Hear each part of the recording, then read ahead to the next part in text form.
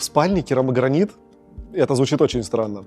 На самом деле нет, сейчас объясню. Современные дизайнеры давно используют керамогранит не только на кухне и в ванной, но и в зонах, где ты вообще не ожидал его увидеть, например, в спальне. Во-первых, это гигиенично. Во-вторых, работает с теплым полом. В-третьих, визуально можно создать тот самый дорогой отдельный вайб, когда заходишь в номер и думаешь: вау, как красиво.